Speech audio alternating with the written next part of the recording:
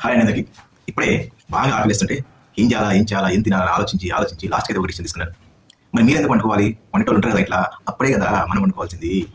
ఇంట్లో వాళ్ళు లేనప్పుడే కదా మనకు కొత్త కొత్త ఆలోచనలు వస్తాయి వంటలు కూడా.